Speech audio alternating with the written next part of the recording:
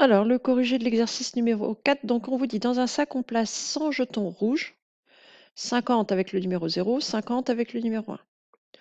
On ajoute des jetons verts, 30 avec le numéro 0, et on ne sait pas combien, n, avec le numéro 1. N étant évidemment un entier naturel, c'est-à-dire qu'il faut quand même que n soit un nombre entier. Donc on prend un jeton au hasard, donc on note A, le jeton est rouge, B, le jeton porte le numéro 0. Donc d'abord, première chose, exprimer en fonction de n le nombre total de jetons dans le sac. Alors, je vais l'appeler grand N par exemple. Donc on a déjà 100 jetons rouges, plus 30 verts avec le numéro 0, et puis un nombre de verts que je ne connais pas qui porte le numéro 1. Donc j'ai 130 plus n jetons. Donc ensuite, déterminer la probabilité conditionnelle, donc P de B, sachant A. À quoi correspond P de B, sachant A? C'est la probabilité d'avoir un jeton avec le numéro 0, sachant qu'il est rouge. Donc, parmi les jetons rouges, quelle est la probabilité de tomber sur un avec le numéro 0? Alors ça, je connais puisque je sais qu'il y a 100 jetons rouges, 50 avec le numéro 0, 50 avec le numéro 1. Donc ça, c'est 50 sur 100 ou 1,5. 0,5, 1,5, vous l'appelez comme vous voulez.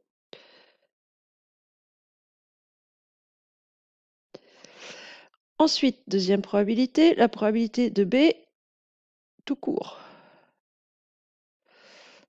Alors, pour ça, on va être obligé de faire un petit arbre.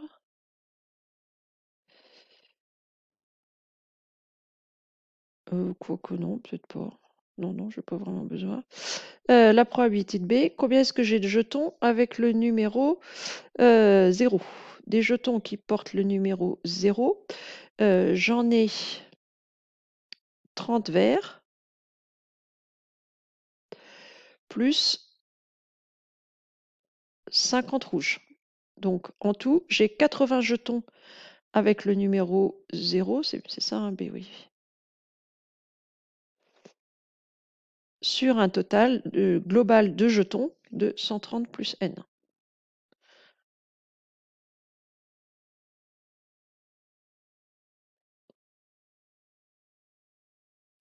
Donc la probabilité de B, c'est 80 jetons qui portent le numéro 0 sur mon nombre total de jetons qui est actuellement 130 plus n.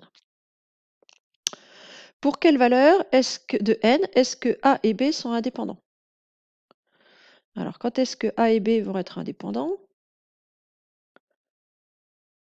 Une des conditions, c'est que les probabilités ne dépendent pas de la condition, c'est-à-dire que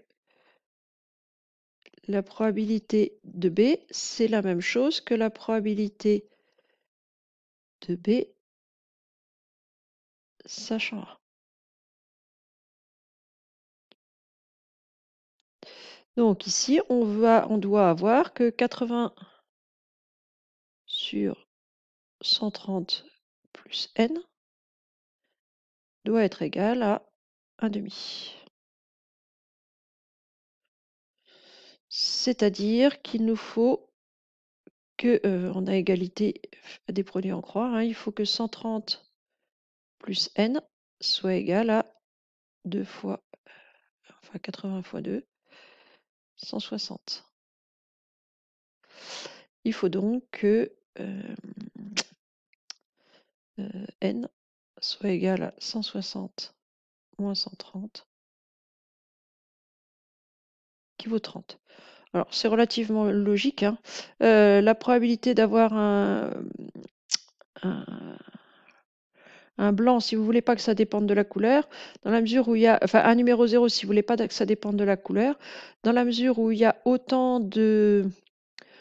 Pour les rouges, il y a autant de 0 que de 1, il faut aussi que pour les verts, vous ayez autant de 0 que de 1. Donc ici, c'est relativement logique de retrouver ce nombre 30. Donc dans ce cas-là, le fait de piocher un jeton numéro 0 va pas dépendre de la couleur qu'on l'a trouvé, de laquelle on l'a trouvé. Voilà, bah, je crois que c'est tout pour cet exercice, alors qu'il semble un petit peu plus compliqué au premier abord et finalement qu'il n'est pas tant que ça.